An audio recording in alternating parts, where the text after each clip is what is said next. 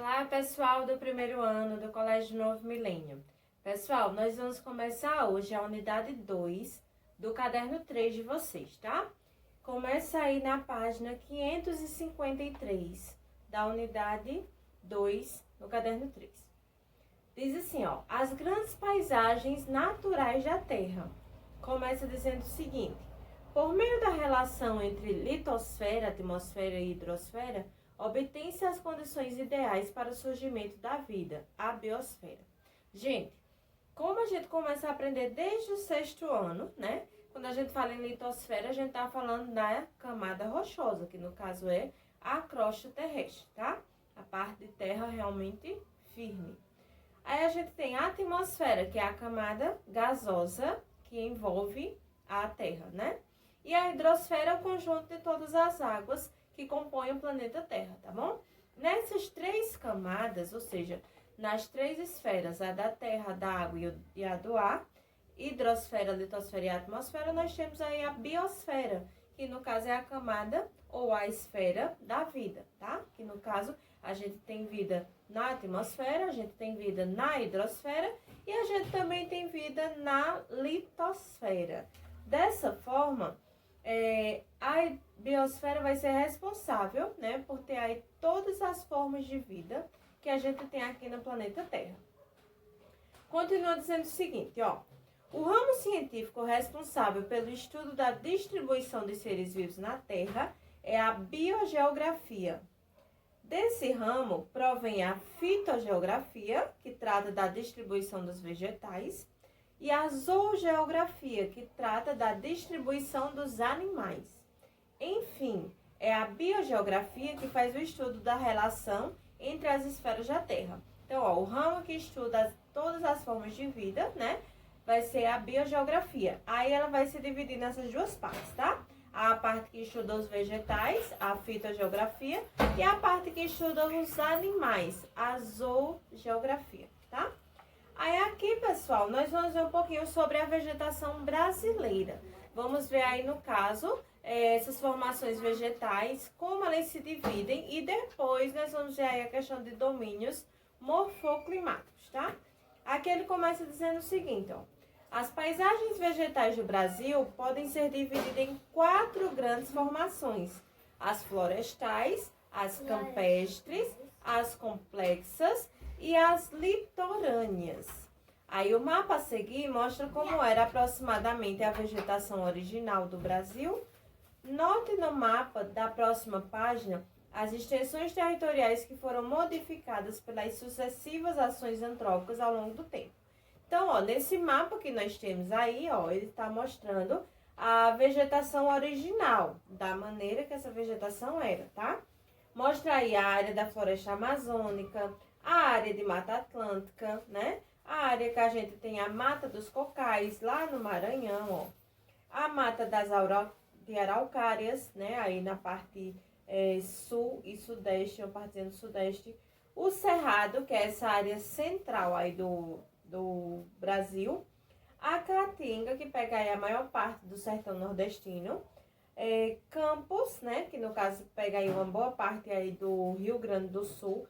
E entre outras áreas um pouquinho mais isoladas pelo restante do Brasil. O Pantanal, aí no centro-oeste, nessa área marrom.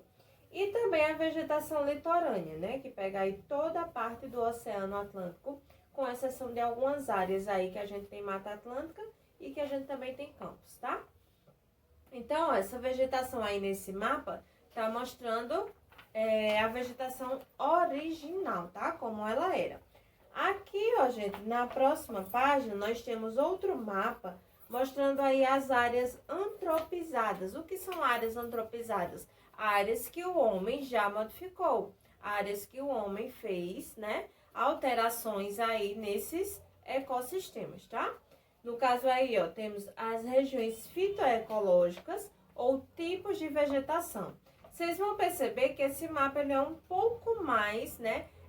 Espaçado aí a questão das cores, elas são mais misturadas entre si. Então, aí tá mostrando justamente as áreas antropizadas, ou seja, áreas que a gente já praticamente não tem mais vegetação original, né? Aí a gente tem aí áreas com vegetação com influência marinha, tá? Fluvio-marinha e fluvial, que no caso tem influência tanto do oceano como também de rios, tá? E a área de tensão ecológica, que no caso aí é o contato entre tipos de vegetação, tá certo? Então, há vegetações diferentes que praticamente se misturam. Aí nós temos aí, ó, na legenda de vocês tem assim, floresta ombrófila densa, floresta ombrófila aberta, floresta ombrófila mista, floresta estacional semidecidual, floresta estacional decidual, campinarana, savana, que aqui no Brasil a gente chama de cerrado, tá?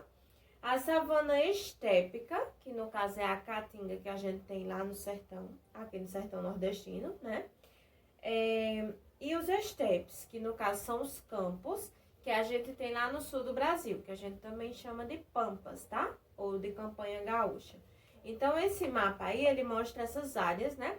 Realmente já da forma que elas foram depois da devastação, tá? Depois da ação antropizada aí do homem. No caso, gente, essas ações antrópicas, né? Elas não pararam de acontecer. Então, a vegetação, né? Esse mapa aqui, ó, tá mostrando, é um mapa aí de 2008, da Unesp 2008. Só que aí de 2008 para cá, né, ou seja, a gente tá em 2020, 12 anos, a gente já teve aí muita alteração, tá certo? Então, as vegetações originais, elas praticamente não existem mais, tá certo?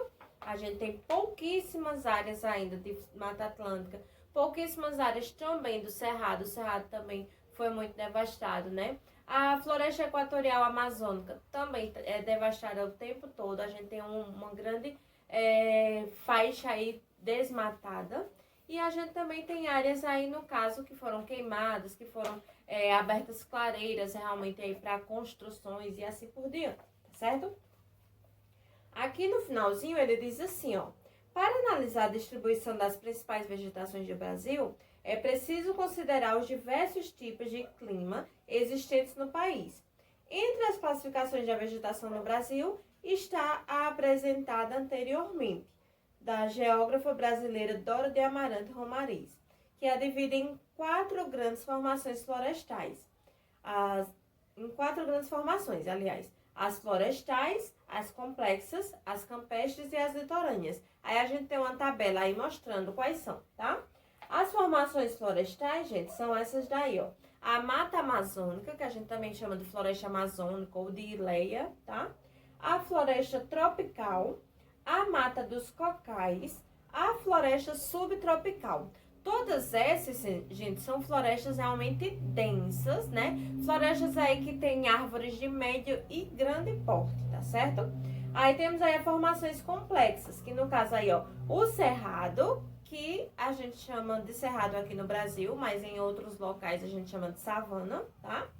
A caatinga, o pantanal, no caso esses três são as formações complexas. Aí tem formações campestres, né? Com a área mais com arbustos pequenos ou então com simplesmente gramíneas, né? Uma vegetação mais rasteira, que são os campos, que a gente também chama de pampas ou campanha gaúcha, tá? E a gente também tem aí, e também chama de pradarias. E a gente também tem aí as formações litorâneas, tá? Os mangues, que a gente tem aqui em João Pessoa, né? No nosso estado tem, na cidade de João Pessoa tem mangues, né? E as dunas e praias, tá? Que no caso